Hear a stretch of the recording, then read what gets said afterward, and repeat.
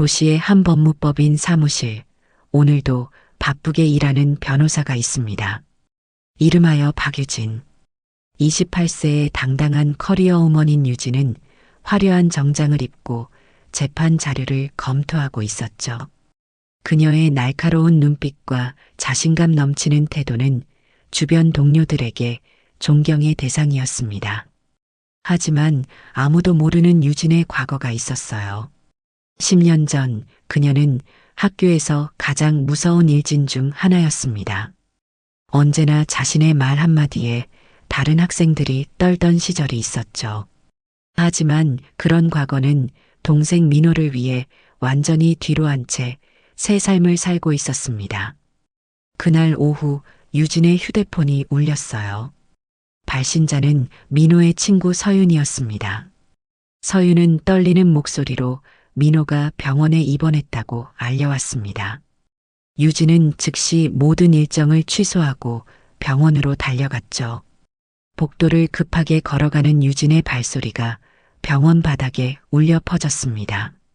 유진의 가슴은 불안함으로 가득 찼어요. 병실에 들어서자 창백한 얼굴로 누워있는 민호가 보였습니다. 얼굴에는 멍이 들어있고 오른팔에는 깁스가 되어 있었죠. 유진은 심호흡을 하며 침착함을 유지하려 했습니다. 민호야, 무슨 일이 있었어? 유진이 물었습니다. 민호는 시선을 피하며 계단에서 넘어졌다고 둘러댔어요. 하지만 유진은 직업적 감각으로 민호의 말이 거짓임을 직감했습니다. 민호의 눈빛에는 두려움이 서려 있었죠. 민호야, 누나를 믿지 않니? 누나는 항상 내 편이라고 말했잖아. 유진이 부드럽게 민호의 손을 잡았습니다. 민호는 여전히 입을 열지 않았어요. 그때 병실 밖에서 조용히 기다리던 서윤이 조심스럽게 들어왔습니다. 서윤은 여학생으로 민호의 반 친구였죠. 단정한 교복을 입은 서윤의 표정은 걱정으로 가득했습니다. 서윤은 유진에게 눈짓하며 밖으로 나가자고 신호를 보냈어요. 병실 밖 복도에서 서윤은 떨리는 목소리로 사실을 털어놓았습니다. 사실 민호 선배는 계단에서 넘어진 게 아니에요. 강대현이랑 그 패거리들이 괴롭혔어요. 서윤의 말에 유진의 표정이 굳어졌습니다. 강대현이 누구지? 유진이 차분하게 물었습니다. 3학년 일진이에요. 엄청 폭력적이고 돈 많은 집 아들이라 아무도 건드리지 못해요. 서윤의 설명을 듣는 동안 유진의 손이 주먹을 꽉 쥐었다 폈다를 반복했습니다. 과거의 기억이 물밀듯이 밀려왔죠. 유진은 다시 민호의 병실로 들어갔어요. 민호야, 휴대폰 좀 볼게. 유진이 부드럽지만 단호하게 말했습니다. 민호는 망설이다가 휴대폰을 건넸어요. 메시지함을 열자마자 유진의 눈에 들어온 협박 메시지. 오늘도 용돈 준비해왔지 아니면 내일은 2다리까지 깁스하게 될 줄 알아. 유진의 눈빛이 변했습니다. 과거 일진 시절의 그 차갑고 날카로운 눈빛이 순간 되살아났죠. 그러나 금세 변호사로서의 이성이 감정을 억눌렀습니다. 이때 병실 문이 열리고 민호의 담당 의사 정태우가 들어왔어요. 키가 크고 단정한 외모의 40세 의사였습니다. 유진 씨, 잠시 이야기 좀 할 수 있을까요? 정태우의 진지한 목소리에 유진은 고개를 끄덕였습니다. 정태우는 유진을 진료실로 안내했어요. 민호의 상태가 생각보다 심각합니다. 단순한 사고라기보다는 명백한 폭행의 흔적이 보여요. 정태우의 말에 유진의 표정이 더욱 어두워졌습니다. 정확히 무슨 일인지 말씀해 주시겠어요? 유진이 차분하게 물었죠. 정태우는 의료 차트를 보여주며 민호의 상태를 상세히 설명했습니다. 멍의 형태와 골절 양상이 넘어졌다기보다는 강한 충격에 의한 것이라고 했어요. 유진은 깊은 숨을 내쉬었습니다. 의사 선생님, 도와주실 수 있으신가요? 유진의 물음에 정태우는 잠시 망설이다 고개를 끄덕였죠. 복도로 나온 유진은 창밖을 바라보며 결심했습니다. 이제 예전의 자신을 조금 꺼내야 할 때가 왔다고요. 하지만 이번엔 법의 테두리 안에서 변호사로서의 지식과 일진 출신으로서의 경험, 그 두 가지를 모두 활용할 때였습니다.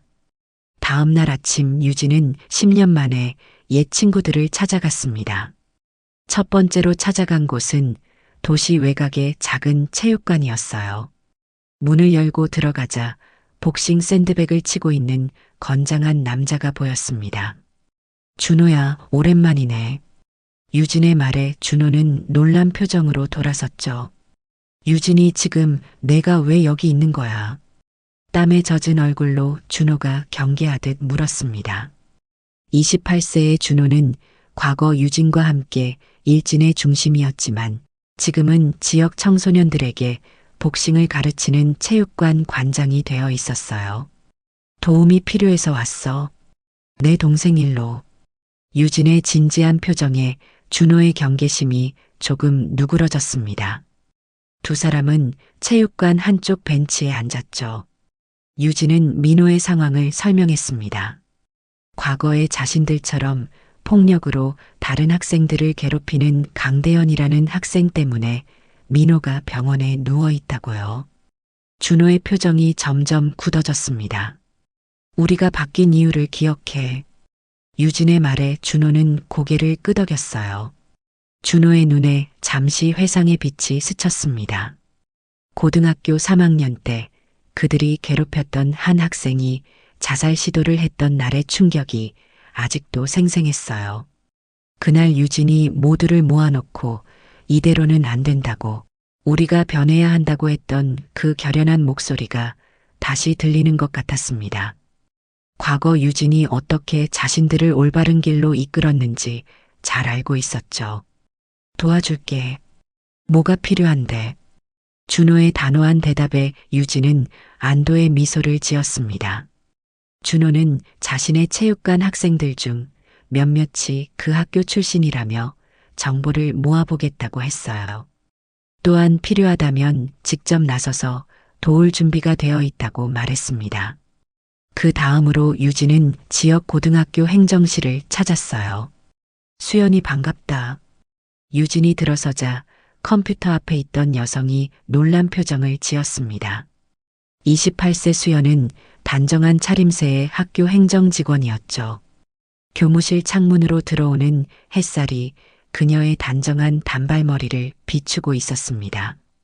아직도 연락 안 하냐더니 갑자기 웬일이야. 수연의 말투는 날카로웠지만 눈빛에는 반가움이 묻어났습니다.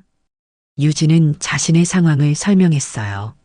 수연은 처음에는 망설이는 듯했지만 옛 친구를 위해 도움을 주기로 결정했죠. 수연은 주변을 살피며 낮은 목소리로 말했습니다. 사실 이 학교는 겉으로 보이는 것과 다른 문제들이 많아. 특히 3학년 일부 학생들과 관련된 사건들이 계속 묻히고 있어. 수연은 교내 문서들을 조심스레 보여주었어요.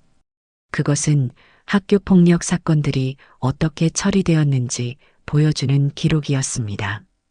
강대현 이름이 여러 번 등장했지만 모든 사건이 적절한 조치 없이 종결되어 있었죠. 이건 학교 내부에서도 문제가 되고 있어. 일부 교사들은 항의하고 있지만 윗선의 압력 때문에 어쩔 수 없어. 수연의 도움으로 유진은 강대현과 관련된 정보를 더 수집할 수 있었습니다. 저녁에는 CCTV 회사에 다니는 태식을 만났어요. 유진이 커피숍에 들어서자 구석에 앉아있던 태식이 손을 들어 인사했습니다. 태식의 얼굴에는 세월의 흔적이 깃들어 있었지만 여전히 총명한 눈빛은 그대로였어요. 3명의 옛 친구들이 한자리에 모이자 과거의 기억이 되살아났어요. 처음에는 어색함이 감돌았지만 곧 진지한 대화가 오갔습니다. 유진이 민호의 상황을 설명하자 모두 도울 준비가 되어 있다고 했죠. 태식은 노트북을 열어 지역 CCTV 현황을 보여주었습니다. 학교 주변에는 여러 대의 CCTV가 설치되어 있지만 사각지대도 많다는 것을 설명했어요. 하지만 근처 상점들의 CCTV를 활용하면 더 많은 정보를 얻을 수 있다고 했습니다. 수연은 학교 내부 자료를 통해 알게 된 충격적인 사실을 공유했습니다. 강대현의 아버지가 학교 재단 이사장과 가까운 사이라 학교 측에서 폭력 사건들을 은폐하고 있다는 거예요. 그리고 피해자가 한둘이 아니라는 사실도요. 유진의 눈빛이 더욱 날카로워졌습니다. 민호의 담당 의사 정태호를 만나러 간 유진은 뜻밖의 사실을 알게 되었어요. 병원 복도를 걸어가는 유진의 가슴이 묘하게 떨렸습니다. 정태호의 진료실 문을 열자 책상 앞에 앉아있던 그가 고개를 들었어요. 두 사람의 눈이 마주치는 순간 유진은 알아봤습니다. 정태호는 유진의 과거 첫사랑이었던 것입니다. 고등학교 시절 공부만 하던 모범생 정태호는 유진이 일진이라는 이유로 감히 다가가지 못했죠. 유진 씨 맞으시죠? 오랜만입니다. 정태호의 목소리에는 과거의 그리움이 묻어 있었습니다. 지금 다시 만난 두 사람의 대화는 어색하면서도 묘한 긴장감이 흘렀습니다. 민호의 의료 기록을 자세히 살펴본 정태호는 이 상처들이 분명 고의적인 폭행에 의한 것이라고 확신했어요. 의학적 소견서를 작성해 줄 수 있을까요? 유진의 부탁에 정태호는 전문가로서 도울 수 있는 최대한을 약속했습니다. 며칠간의 조사 끝에 유진은 학교 주변 상황을 파악했어요. 강대현은 학교 3학년 학생으로 부유한 가정 배경을 등에 업고 학교 내에서 무소불위의 권력을 휘두르고 있었습니다. 특히 경제적으로 어려운 학생들을 표적으로 삼아 돈을 갈취하고 있었죠. 민호도 편모 가정이라는 이유로 강대현의 타겟이 되었던 것입니다. 유진은 강대현의 아버지에 대한 정보도 입수했어요. 강 회장은 지역 건설업계의 유력 인사로 정치인들과의 커넥션도 있다고 했습니다. 학교 측에서 사건을 은폐하는 이유가 바로 여기에 있었죠. 유진은 자신의 아파트로 돌아와 모든 정보를 정리했습니다. 벽에는 관련자들의 사진과 연결관계가 붙어 있었어요. 유진은 법조인으로서 어떻게 이 문제를 해결할지 깊이 고민했습니다. 단순히 복수가 아닌 진정한 정의를 구현하는 방법을 말이죠. 그녀의 눈에 결연한 의지가 빛났습니다. 민호가 태어날 날이 다가왔지만 유진은 아직 민호에게 자신의 계획을 말하지 않았어요. 민호를 보호하기 위해서였죠. 대신 서윤을 통해 민호의 상태를 계속 확인했습니다. 서윤은 민호를 좋아하는 마음을 숨긴 채 돕고 있었어요. 유진은 이제 행동을 시작할 때라고 생각했습니다. 준비는 끝났으니까요. 유진은 학교 주변에서 조용히 다른 피해자들을 찾기 시작했습니다. 서윤의 도움으로 민호와 같은 반 학생들을 만나기 시작했죠. 그 중에서도 눈에 띄는 학생이 있었습니다. 윤재라는 조용한 남학생이었어요. 전교 1등이라는 수식어가 따라다니는 과학영재였죠. 유진은 윤재를 만나 이야기를 나눴습니다. 처음에는 말을 아끼던 윤재였지만 유진이 변호사임을 알고 조금씩 마음을 열기 시작했어요. 윤재는 마른 체구에 항상 책을 끼고 다니는 조용한 학생이었습니다. 그런데 그의 눈빛에는 또래보다 깊은 통찰력이 담겨 있었어요. 학교 근처 도서관에서 만난 윤재는 처음에는 경계하는 태도였지만 유진의 진심을 느끼고 조금씩 대화를 나누기 시작했습니다. 사실 제가 기록해왔던 것들이 있어요. 윤재의 말에 유진은 관심을 보였습니다. 윤재는 자신의 태블릿을 꺼내 보여주었죠. 지난 2년간 학교에서 벌어진 폭력 사건들을 체계적으로 기록해온 문서와 몰래 찍은 영상들이었습니다. 윤재는 태블릿을 열어 체계적으로 정리된 문서들을 보여주었습니다. 날짜별, 가해자별, 유형별로 분류된 학교 폭력 사건들이었어요. 특히 강대현과 그 패거리들의 행적이 상세히 기록되어 있었습니다. 저는 통계학에 관심이 많아서 데이터를 모으는 것이 습관이 됐어요. 처음에는 단순히 관찰 기록이었는데 점점 증거가 될 수 있다는 걸 깨달았죠. 윤재의 설명에 유진은 감탄했습니다. 윤재는 자신도 한때 강대현의 타겟이었다고 고백했어요. 머리가 좋다는 이유로 숙제를 대신하게 하고 시험 때는 컨닝을 강요했다고 했습니다. 제가 거부했을 때는 윤재가 소매를 걷어 올리자 팔에 남아있는 흉터가 보였어요. 담뱃불로 지진 자국이었습니다. 유진은 윤재의 용기에 감동받았죠. 이 자료들은 매우 중요한 증거가 될 거야. 용기 내줘서 고마워. 유진의 말에 윤재는 처음으로 미소를 지었습니다. 서윤은 학부모들에게 접근하는 일을 도왔어요. 처음에는 두려움 때문에 말을 꺼내기 어려워하는 학부모들이었지만 유진이 변호사라는 사실이 알려지자 조금씩 신뢰를 보내기 시작했습니다. 서윤은 민호를 좋아하는 마음을 숨긴 채 열심히 돕고 있었어요.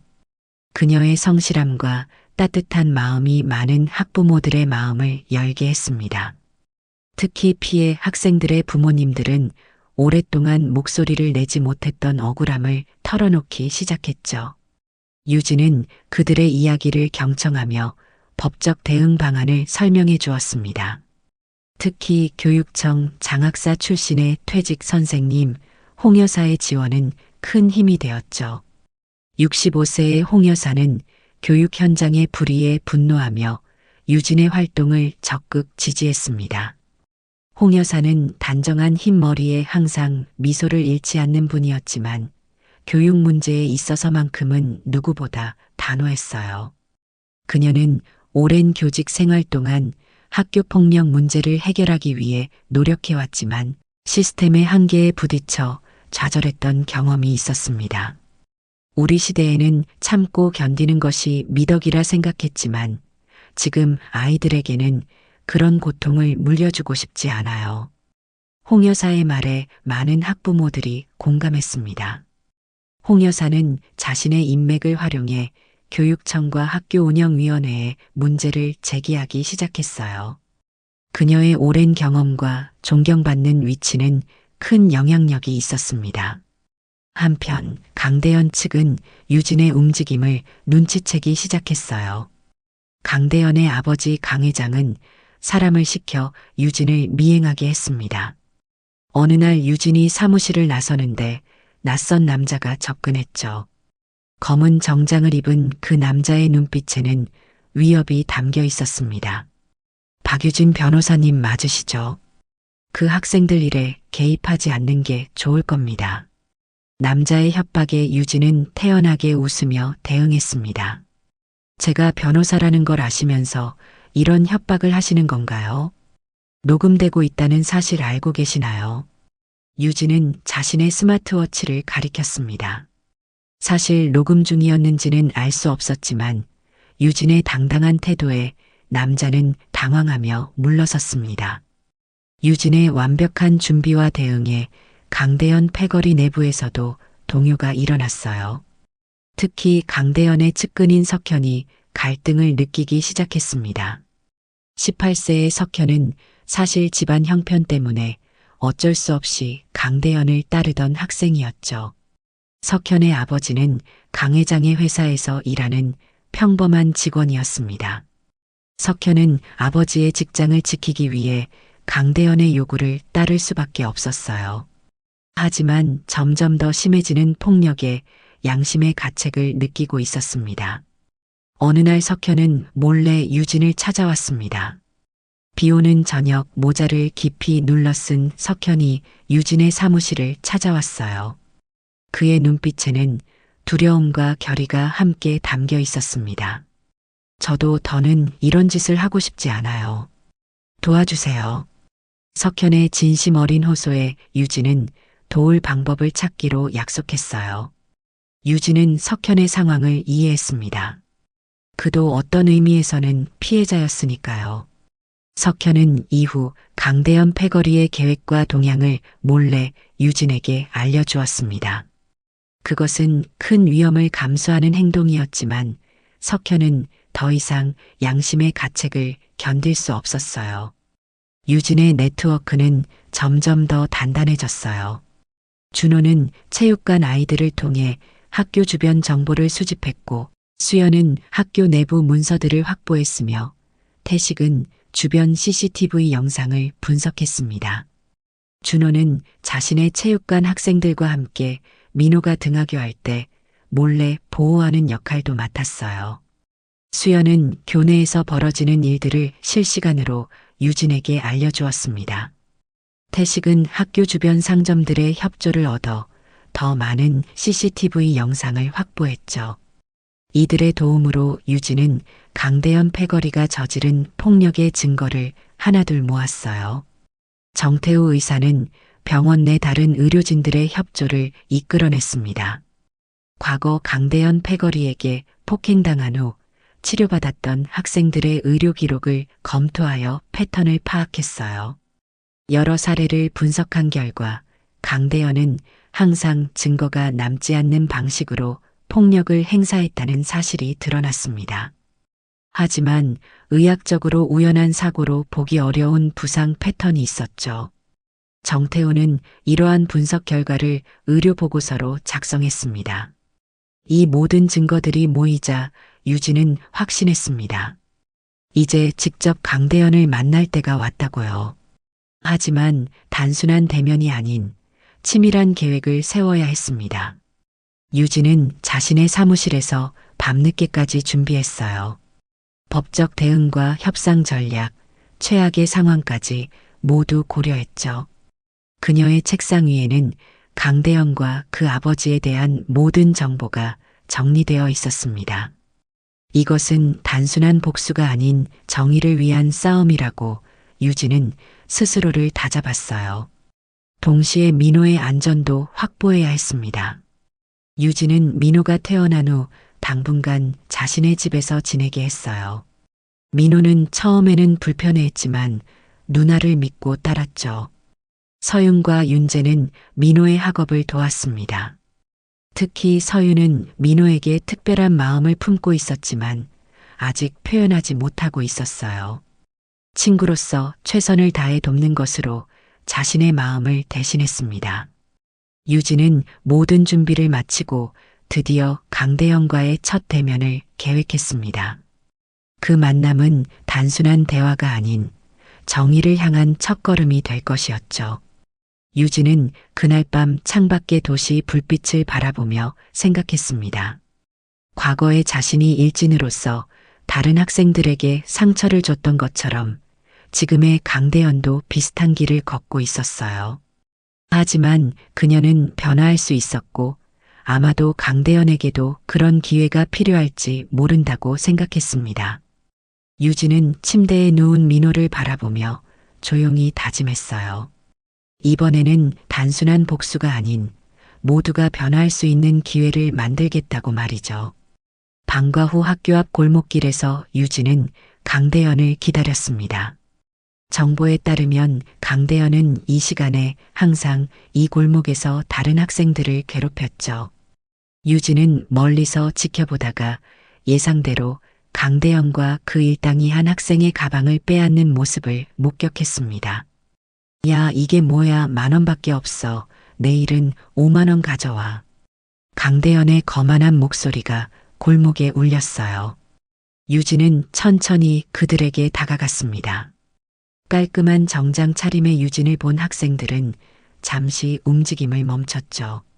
학생, 잠시 이야기 좀 할 수 있을까? 유진의 차분한 목소리에 강대현은 고개를 돌렸습니다. 누구세요? 선생님은 아닌 것 같은데. 강대현의 말투에는 비웃음이 묻어났어요. 유진은 미소를 지으며 대답했습니다. 민호의 누나야. 순간 강대현의 표정이 살짝 굳었죠. 하지만 곧 다시 거만한 표정을 지었습니다. 그래서요, 뭐 어쩔 건데요? 유진은 가방에서 명함을 꺼내 건넸습니다. 난 변호사야. 그리고 내가 폭력을 휘두른 증거를 모두 가지고 있어. 강대현은 당황한 기색을 감추지 못했어요. 증거라뇨 아무것도 없을 텐데요. 유진은 휴대폰을 꺼내 보여주었습니다. CCTV 증언 채팅 기록 다 있어. 내일 오후 4시 학교 뒤 공원에서 만나자. 내 아버지도 함께. 유진의 말에 강대현은 일순간 표정이 굳었지만 곧 허세를 부렸죠. 유진이 돌아서서 걸어가자 강대현은 친구에게 속삭였습니다. 저 여자 뭐야 까불어봤자 우리 아버지가 다 해결하실 텐데.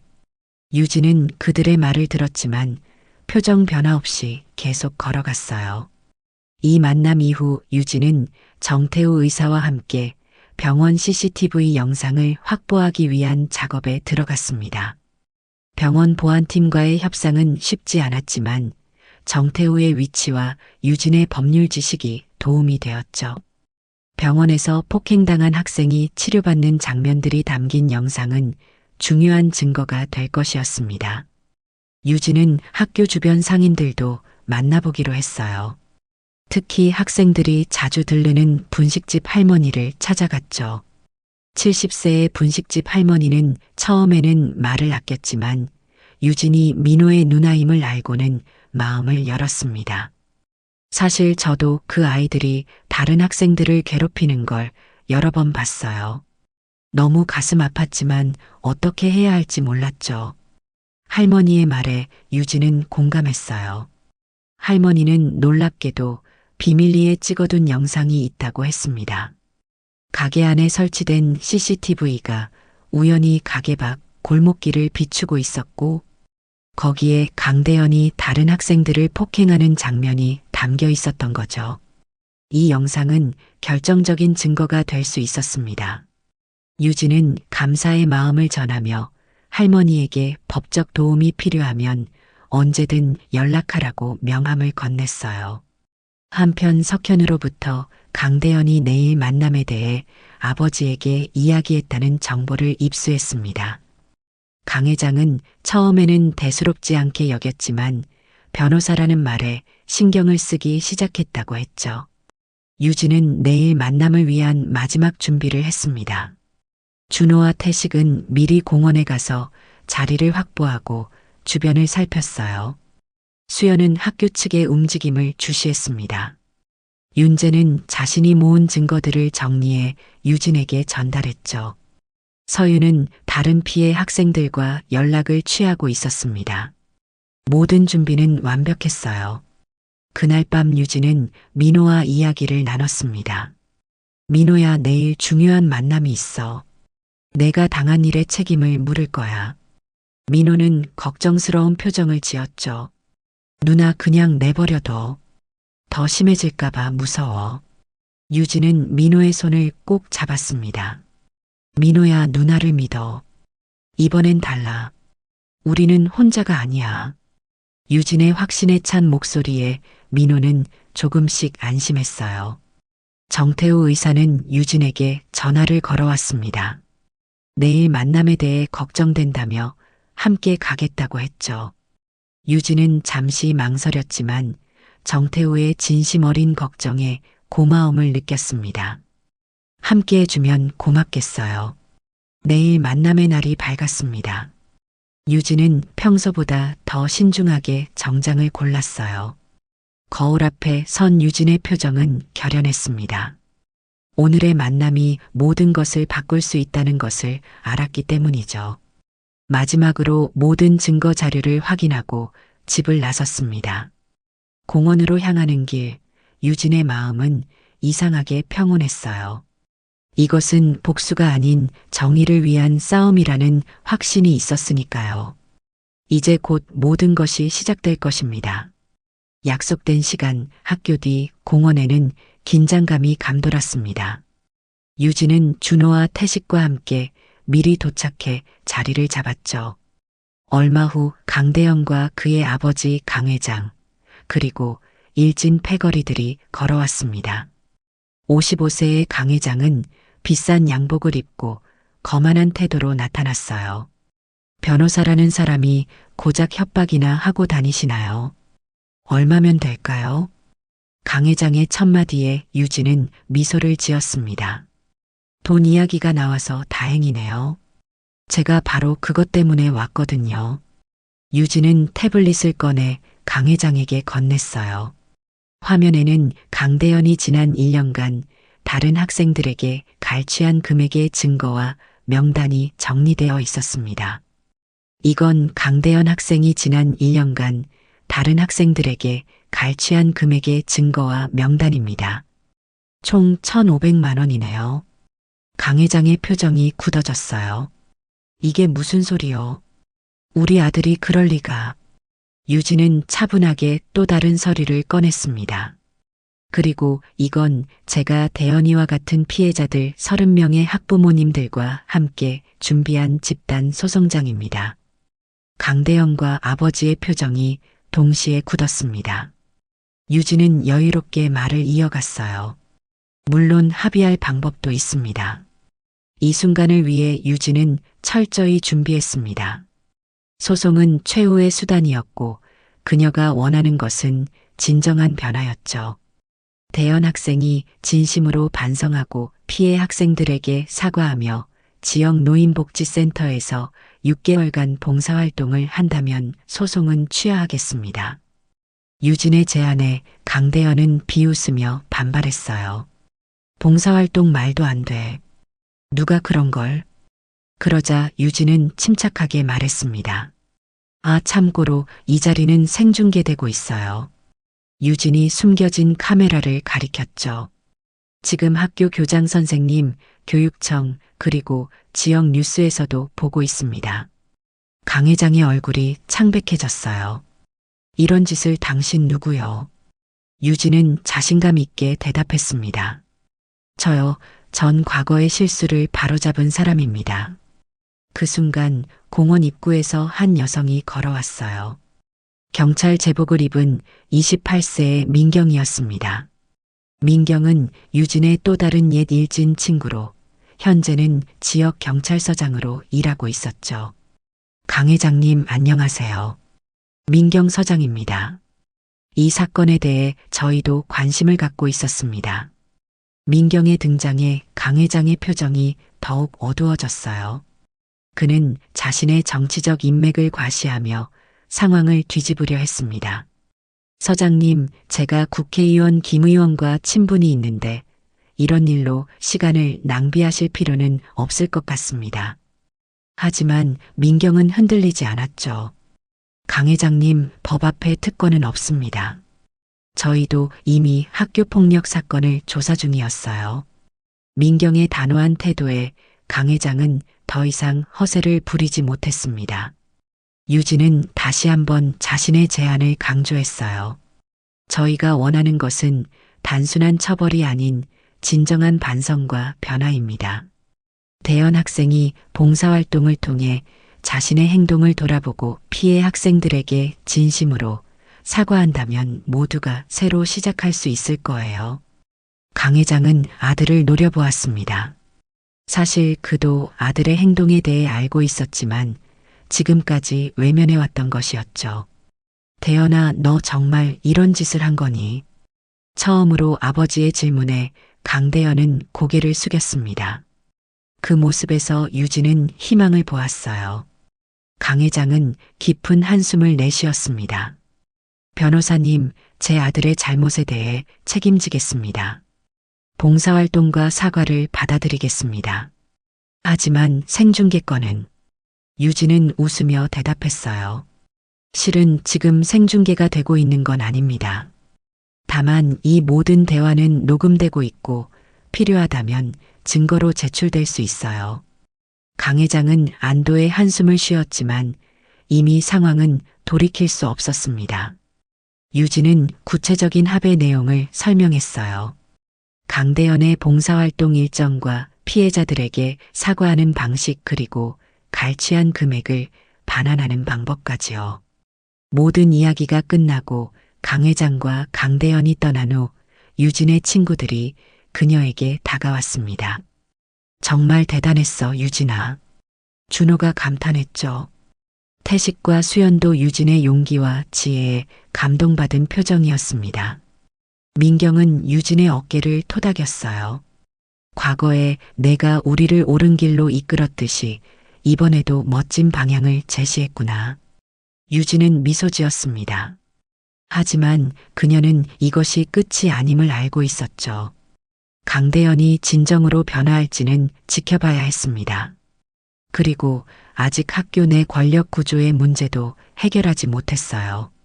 유진은 정태우에게 전화를 걸어 상황을 공유했습니다. 정태우는 유진의 성공적인 협상에 기뻐하며 저녁 식사를 함께 하자고 제안했죠. 만남 이후 유진은 민호에게 돌아가 모든 일이 잘 해결되었다고 전했습니다. 이제 학교에 다시 갈 수 있을까요?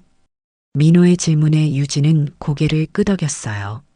물론이지, 이제 아무도 너를 괴롭히지 못할 거야. 민호의 표정에 안도감이 번졌습니다. 서윤은 그 소식을 듣고 기뻐했고, 윤재는 자신의 증거 자료가 도움이 됐다는 사실에 뿌듯해했죠.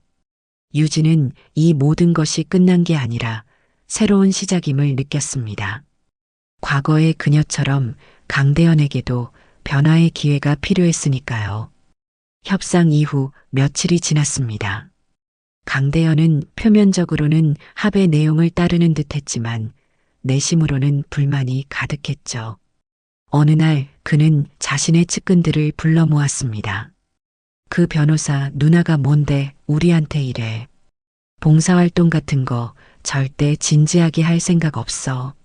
석현은 불안한 표정으로 그 모습을 지켜보았어요. 강대현은 민호에 대한 보복을 계획하고 있었습니다. 이번엔 더 은밀하게 증거가 남지 않도록 하자고 지시했죠. 석현은 망설이다가 몰래 유진에게 연락했습니다. 대현이가 민호에게 보복하려고 해요. 내일 방과 후에 계획이 있는 것 같아요. 유진은 즉시 대책을 세웠어요. 이미 이런 상황을 예상하고 준비해 두었던 것입니다. 서윤과 윤재에게 연락해 민호를 지키되 눈에 띄지 않게 행동하라고 지시했죠. 서윤은 용기를 내어 자신이 직접 민호와 함께 다니겠다고 자원했습니다. 윤재는 학생의 임원들에게 상황을 은밀히 공유해 도움을 요청했어요. 다음 날 강대현의 패거리가 민호를 노리고 있을 때 서윤이 민호와 함께 있었습니다. 민호는 아직 상황을 모른 채 서윤과 대화를 나누고 있었죠. 갑자기 강대현의 패거리가 다가왔습니다. 야, 민호야, 우리 할 이야기가 있는데. 강대현의 친구가 말했지만 서윤이 단호하게 앞을 막았어요. 지금 민호 선배는 저랑 약속이 있어요. 비키세요. 서윤의 당돌한 태도에 그들은 잠시 주춤했습니다. 그때 윤재가 이끄는 학생회 임원들이 나타났죠. 무슨 일이야? 학생회에서 순찰 중인데. 강대현의 패거리는 어쩔 수 없이 물러났습니다. 이 상황은 모두 몰래 영상으로 기록되고 있었죠. 유진의 지시로 태식이 설치한 소형 카메라가 모든 것을 담고 있었습니다. 그날 저녁 강 회장에게 영상이 전달되었어요. 강 회장은 분노했습니다. 아들을 불러 크게 꾸짖었죠. 내가 약속을 어기면 내가 더 큰 공경에 처한다는 걸 모르니. 강대현은 처음으로 아버지의 분노를 직접 마주했습니다. 항상 봐주고 덮어주던 아버지가 달라진 모습에 당황했죠. 한편 유진의 법무법인에도 위기가 찾아왔습니다. 강 회장은 유진에게 직접 압력을 가하지 못하자 그녀의 직장을 위협하기 시작했어요. 법무법인의 대표 변호사가 유진을 불렀습니다. 박 변호사, 최근 강 회장 건으로 법인에 압력이 들어오고 있네. 자네도 알다시피 강 회장은 우리 법인의 주요 클라이언트와 연결되어 있어. 유진은 담담하게 상황을 설명했지만 법인의 입장은 단호했어요. 개인적인 문제로 법인 전체가 위험에 처하는 건 곤란해.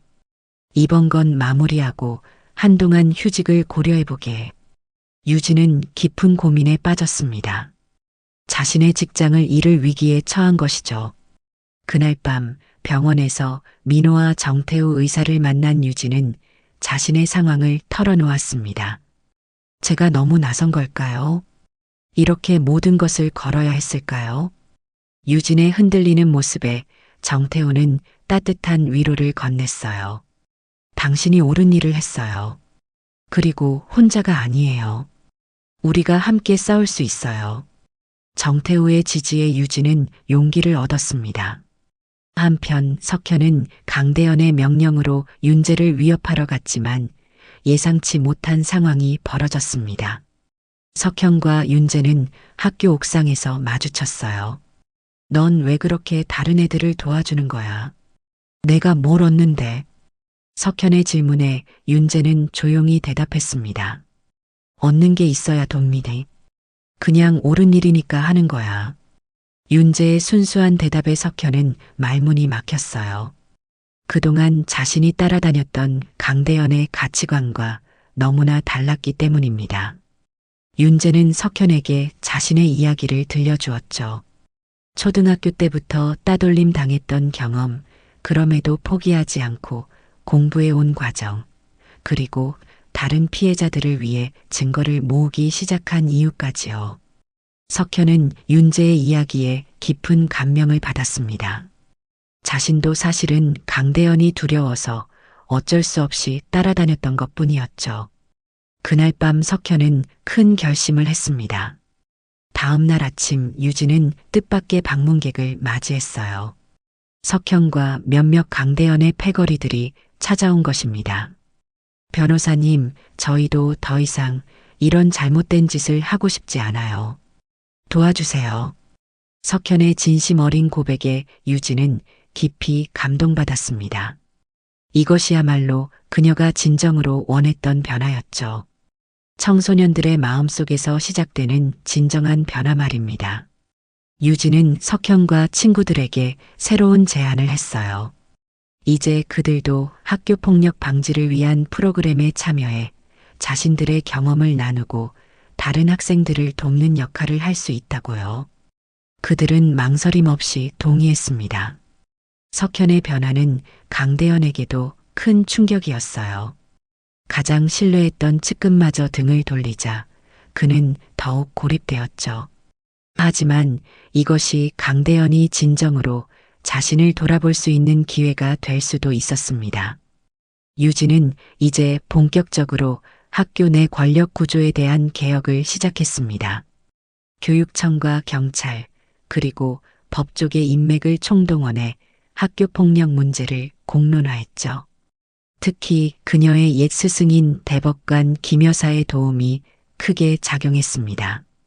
68세의 김 여사는 유진의 재능을 일찍부터 알아보고 법조인의 길로 이끌어준 멘토였어요.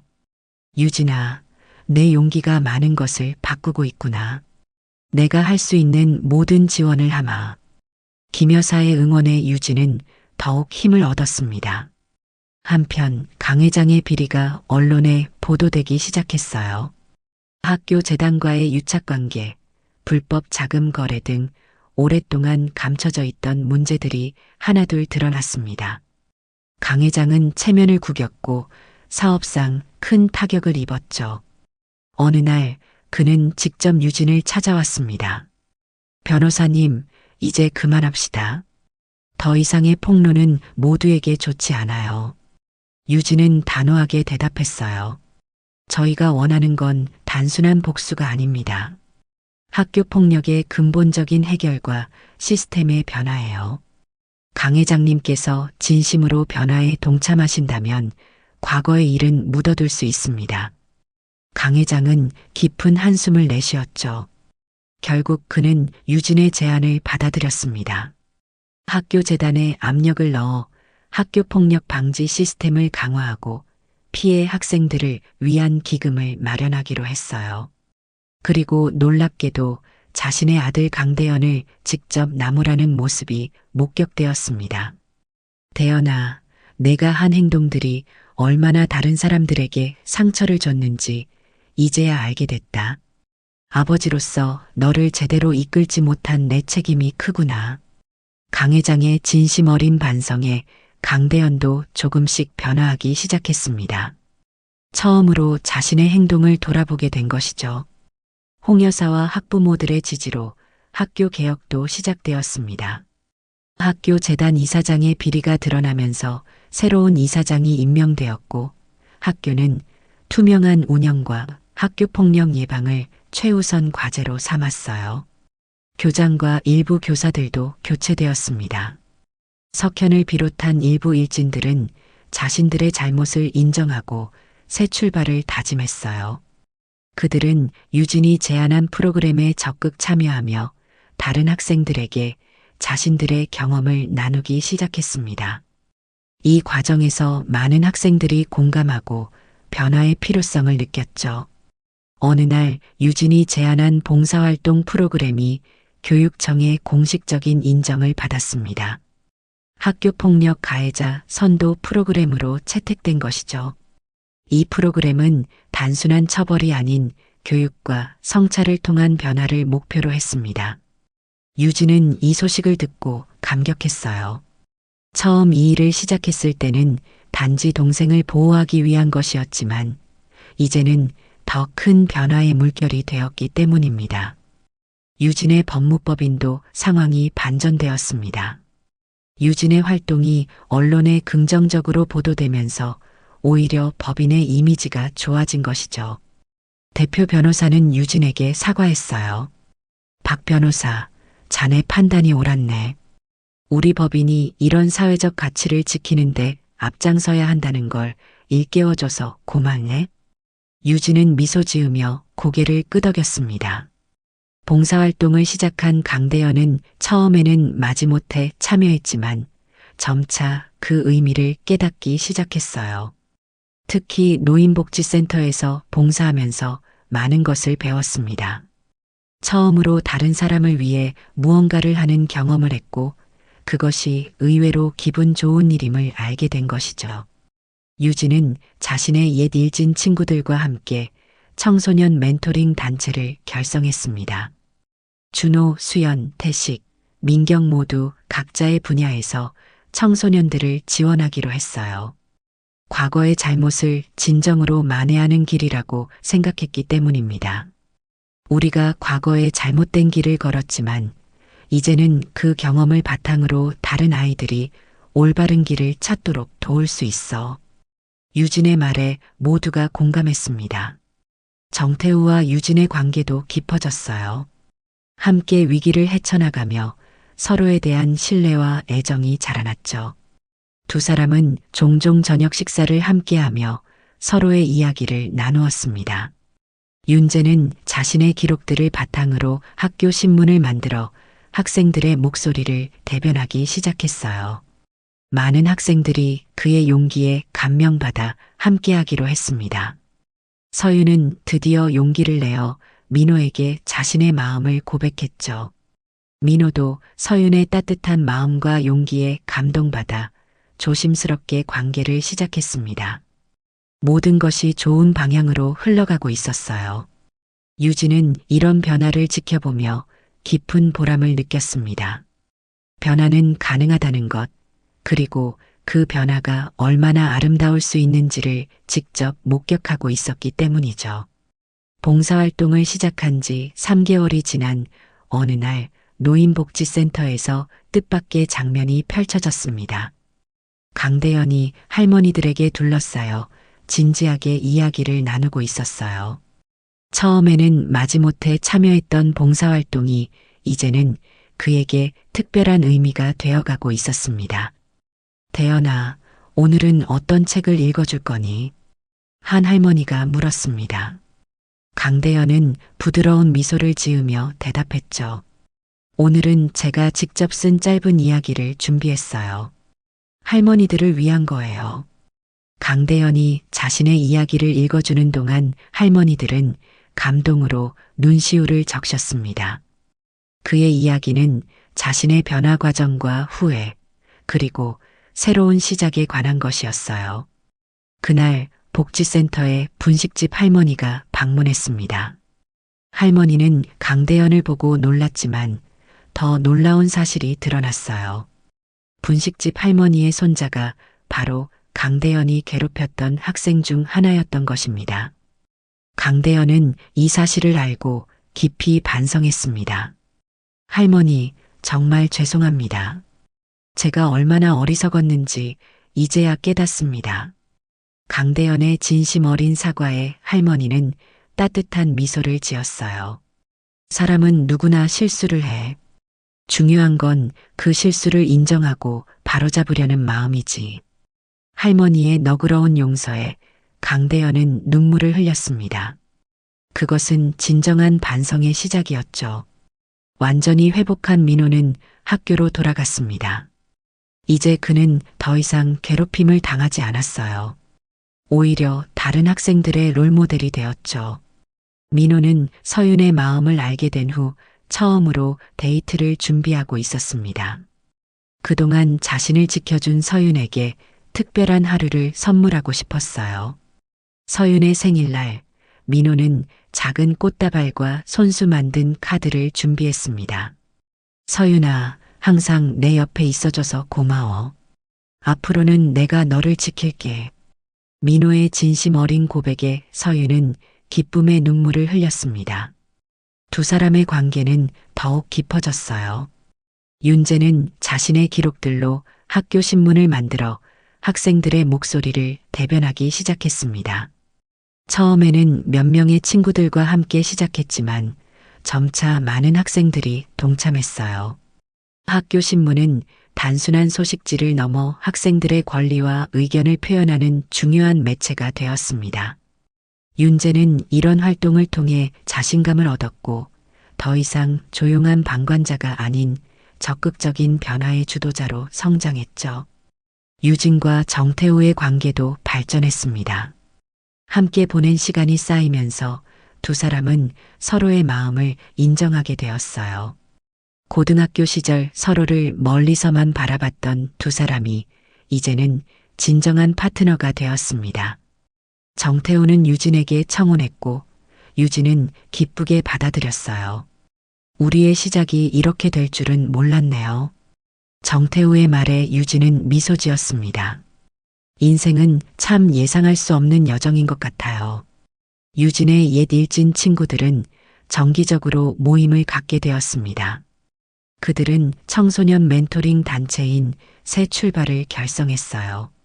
각자의 경험과 전문성을 살려 학교 폭력으로 어려움을 겪는 청소년들을 돕기 시작했습니다. 준호는 체육 활동을 통해 청소년들의 스트레스를 해소하고 자존감을 높이는 프로그램을 운영했어요. 수연은 학교와 연계하여 피해 학생들의 학업을 지원했고 태식은 기술 교육을 담당했습니다. 민경은 법률 지식을 전달하고 학생들의 권리를 보호하는 역할을 맡았죠. 그들의 활동은 지역사회에서 큰 호응을 얻었습니다. 우리가 과거에 잘못된 선택을 했지만 이제는 그 경험을 바탕으로 더 나은 미래를 만들어 가고 있어. 준호의 말에 모두가 공감했어요.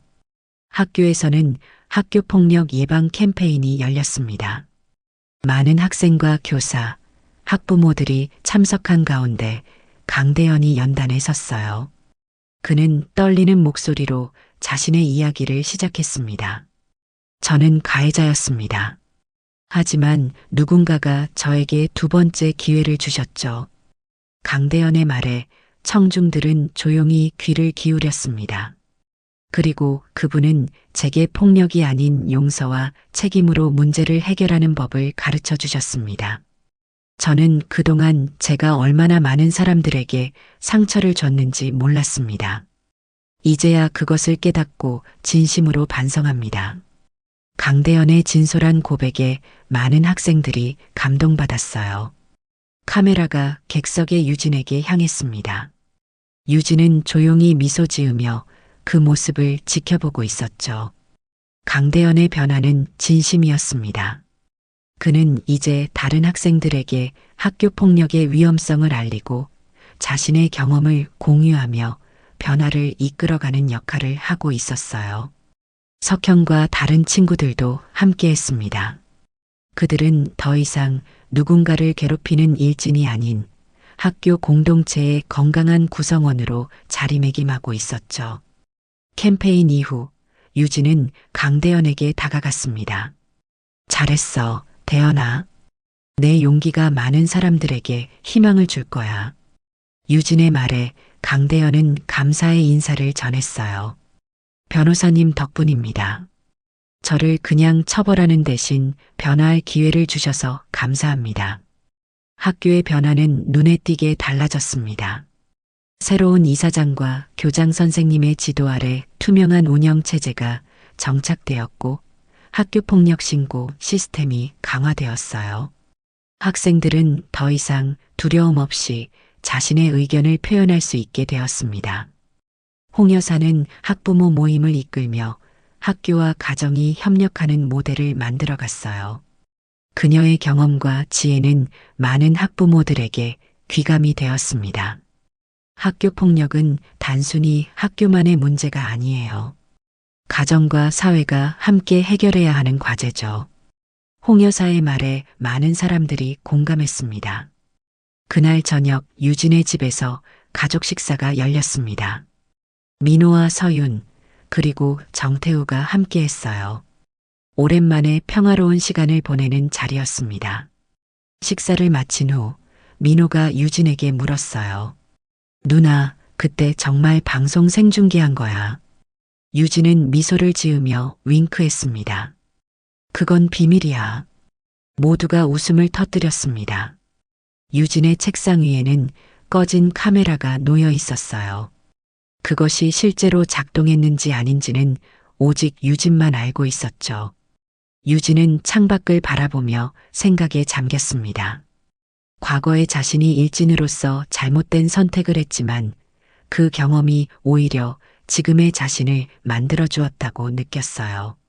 그리고 그 과정에서 강대현과 같은 또 다른 영혼도 구원할 수 있었죠. 정태우가 유진의 어깨에 손을 얹었습니다.